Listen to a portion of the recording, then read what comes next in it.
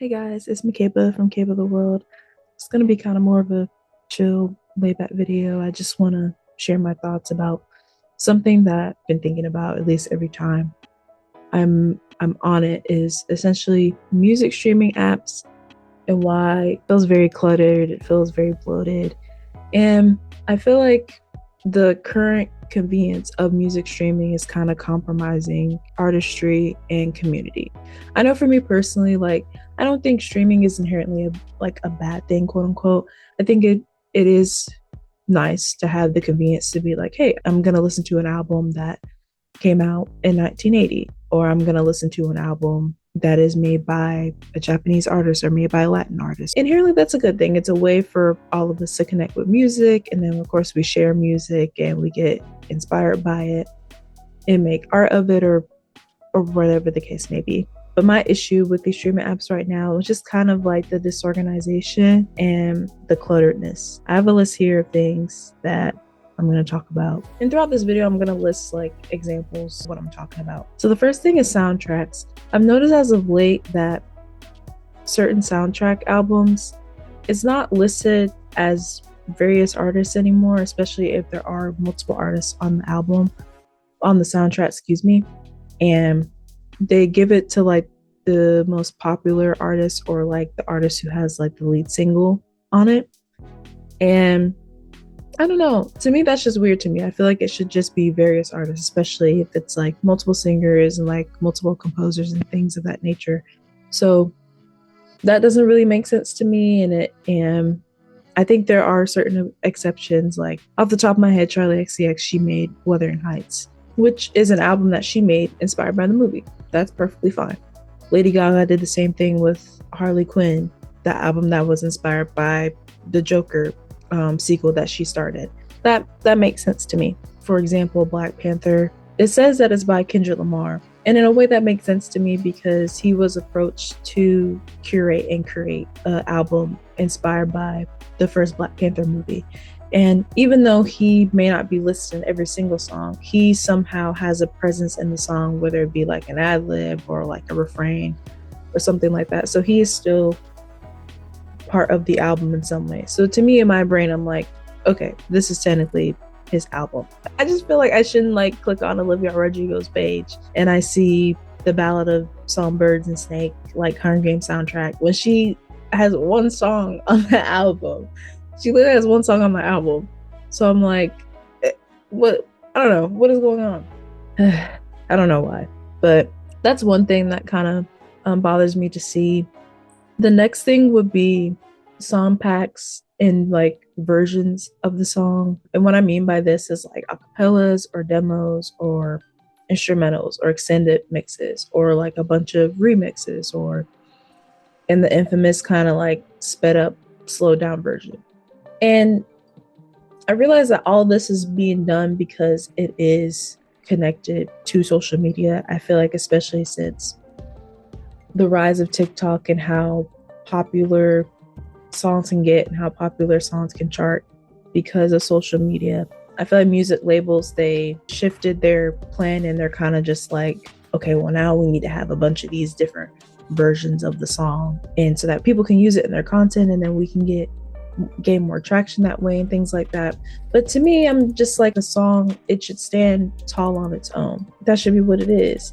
And to me, there is community of like, oh, I like this song and a lot of people like this song, so I'm going to make an instrumental on it and post it. I think that's fun. Like with sped up or slowed down versions, at least like, I don't want to be like way back when, but but like way back when, like there was Nightcore. It would be a song and it would be sped up and that would be the end of that. And then like a fan made it, or maybe it was requested by people. And I think that's fun. And it's kind of the same for slow down versions. And some DJs and producers are actually remixing like certain songs. But sometimes like I'll see like, especially in a song pack, it's like, oh, this is the tropical version. This is the 70s version. This is the disco version. This is like, it's just a bunch of different versions of these songs. Like, and I see this a lot on the K-pop side too. Like I feel like the Seraphim is like on the top of my head of where their label does this, where it's like, okay, we're gonna have multiple different mixes and versions of the song And I'm kind of just, I don't know, in my head I'm just confused. Like, it just feels very unnecessary. And like, again, I believe the song itself, the original song itself, should stand strong on its own.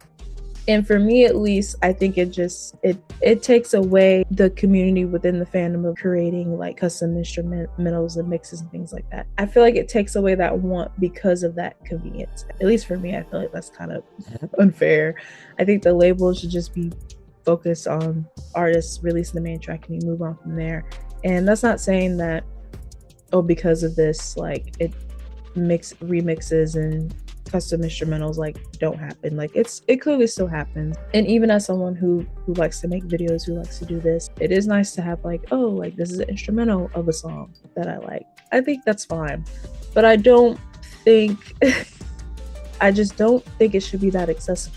I feel like for me, like I want to search for it. I don't want it to be like on the app. I want to be like, oh, this is the instrumental for this song. Or I want to go to someone's YouTube and be like, oh, thank you for this instrumental. Like, I really appreciate it. That brings connection, all brings it together. Whereas like if the instrumental's already up there, that convenience, that is compromising community, but it's also compromising artistry. Like again, with all these extended mixes and a bunch of remixes and things like that. It's like, again, let's just focus on the main song at hand. I think out of all of the things I mentioned today, that's probably the biggest thing for me. I don't like it. I think it's so much. And there will be like EPs based off mixes or even like albums based off mixes. And I'm just like, no, like this is not the album. And I just don't think, I could argue that like majority of people are not clicking on these like generic like remixes is what I'm saying. In general, and for me personally, it feels like it just feels like such an eyesore to me, and I don't like it. It doesn't make my brain happy looking at it. The next thing, this one's a bit of a doozy. I feel like deluxe albums are almost kind of losing their purpose. I saw this recently with Sienna Spyro. She came out with Visitor, her debut album. The standard version, it's like 10 songs, and then the deluxe version, which I think has like 15 songs, it came out the same day, and I'm like, what? Like, just we could have just chose one or the other, or if that's the case, the deluxe album, and just put that out. I thought to myself, like, maybe this could have been a compromise. Like maybe she was like, this album that is 10 songs, this is the album, but my label wanted me to do like a deluxe version. If that is true and that is the case, it is compromising artistry. Is because especially if she had a vision of like, this, my debut album is 10 songs, but the label is like, actually no, you need to put a bunch of extra songs on there. We need to have a deluxe because deluxe albums are like the thing now. For me, that just feels unfair. And with deluxe albums, we don't always need a deluxe album, first off. And there's nothing wrong with a deluxe album. I love a deluxe album, especially if it is necessary and if it matters and if it makes sense. To me, like Caroline Polachek's Desire I Want to Turn Into You, 2023 came out on Valentine's Day. And then a year later, she's like, oh, this is the deluxe, which is essentially the Ever Asking edition. That makes sense to me. And in an artistic standpoint, the album does sound completely different to me.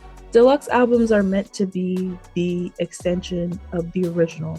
And it is supposed to expand on what's going on within the context of the original album. And if it doesn't do that, then I'm kind of just questioning, like, again, is this really necessary? Like, why is there a reason for it?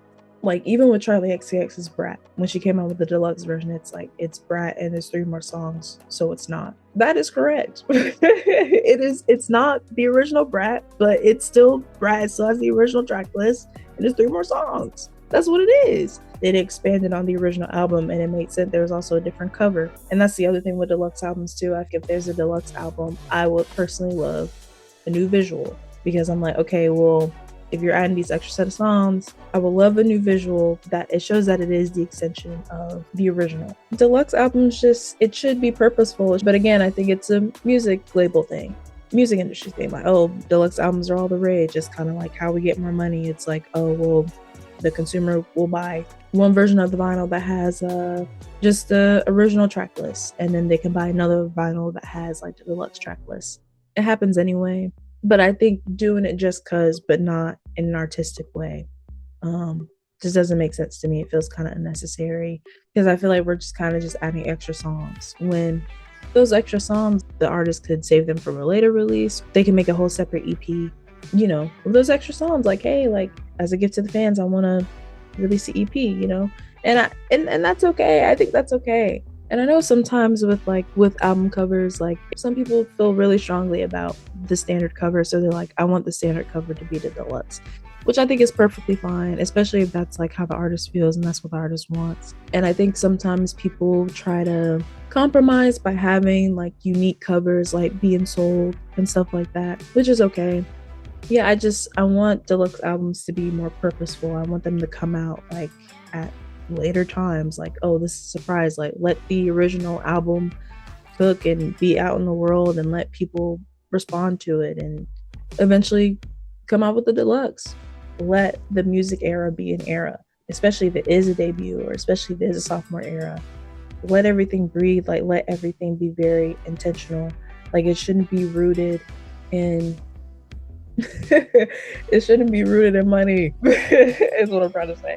It just shouldn't be rooted in just like, oh, like we gotta get viral, we gotta like trend, we gotta make money. And I'm sure all the artists who I'm naming, I'm sure and confident and know for a fact they're doing it for the art purpose of it. That's like the confidence like I feel in my heart. And of course, to follow their dreams and whatever you want to do, like I would assume you have to make compromises, especially with music labels, because music labels, they do a lot and they have a lot of power and things like that is what I'm trying to say. It just feels unfortunate to me because all this extraness, all this bloatedness shouldn't compromise artistry, and again, shouldn't compromise community. Yeah, that's kind of how I feel off rip about that.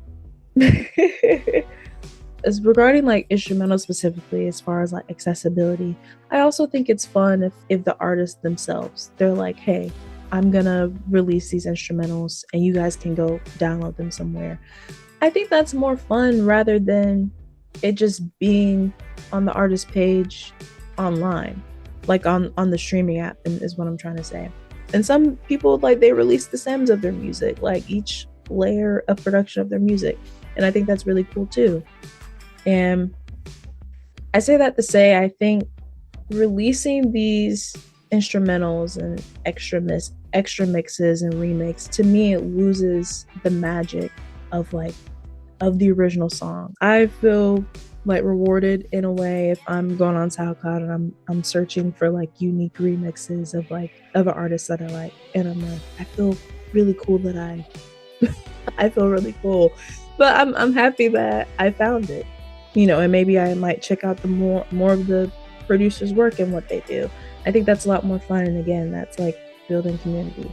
There's no need for all this extraness. But let me just say this. I also feel like these artists are like the face, but I also think a part of it, the biggest thing is just the labels and just what they're doing. And because of the success of TikTok and how Instagram Reels and YouTube Shorts and everything in between, like, oh, wanting to use a song. It's definitely very industry-led is what I'm trying to say. But I feel like with how streaming is going right now, it's losing a lot of the standard and like the integrity, and I think of like music and artistry in general. And I think that's why a lot of people are going back to like MP3s and things like that. I think using MP3s is a great way to kind of just have your music collection. I think that's fun, and it's more of a connection with the art, at least in a physical sense, in like an in-person sense.